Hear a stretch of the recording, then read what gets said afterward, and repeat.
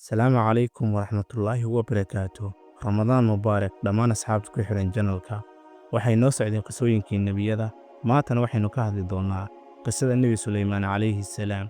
Nebi Suleymaan calayhi salaam wuxuu ka mid yahay nebiyada Allah u soo diray bini'aadamka si ay ugu yeeraan xaqa Alleh.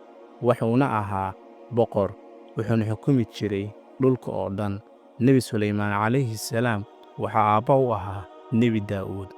wuxuuna alla siiyey xikmad, cilmi, awood iyo xukun cadaalad badan. Nebi Suleymaan calayhi salaam wuxuu aabbihii ka dhaxlay xukunkii reer bani Israa'iil, laakiin xukunkiisu wuxuu ahaa mid aan caadi ahayn. Wuxuu maamuli jiray bini'aadamka, jinka, xayawaanada iyo dabaysha. Qisadiisana waa mid mucjiso leh oo xambaarsan casharo badan. Allah subxaanahu wa tacaala wuxuu Nebi Suleymaan calayhi salaam uu siiyey awood uu kula hadli karo jinka iyo xayawaanada. Wuxuuna lahaa ciidamo kala duwan sida jinka, insiga iyo shimbiraha. Mid ka mid ah mucjisooyinkiisa waa sheekadii hudhudka. Nebi Suleymaan calayhi salaam ayaa ciidamadiisa waxa uu weydiiyey halka uu ku maqan yahay shimbirkii hudhudka.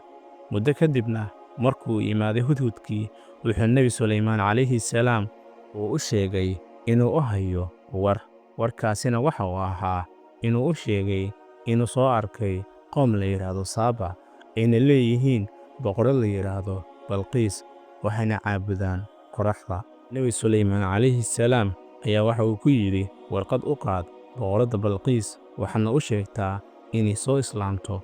Haddii ay islaam weydana inay la kulmi doonto xukunkayga. Markii warqaddii loo geeyey Balqiis, waxay la yaabtay awoodda Nebi Suleymaan, waxayna go'aansatay inay tijaabiso si ay u ogaato in Nebi Suleymaan uu yahay boqor caadil ah. Waxayna Nebi Suleymaan calayhi salaam ay u soo dirtay hadiyado badan.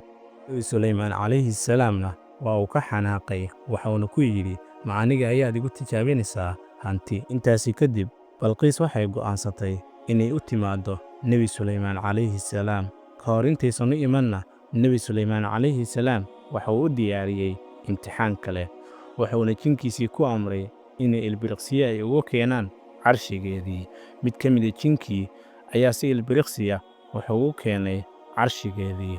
Markii ay Balqiis timaaday oo ayna aragtay arrintii, waa ay la yaabtay, waxayna go'aansatay inay rumayso inuu jiro Allah subxaanahu wa tacaala, waxayna noqotay muslimad. Nebi Suleymaan calayhi salaam waxa uu dadka xukumayey sannado badan, ilaa maalintii uu ka geeriyoonayey.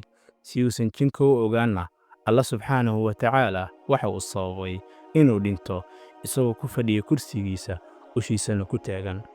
Muddo ayuu sidaasi ahaa, jinkina waa ay u shaqaynayeen, laakiin markii ushiisii ay aboorka cuneen ayuu dhulka ku dhacay. Markaas ayayna ogaadeen inuu dhintay. Taasina waxay muujinaysaa in jinka uusan waxba ka ogayn cilmi qaybka. Qisadan teeda xigtana waxaan ku soo qaadan doonaa qisada Nebi Ilyaas calayhi salaam.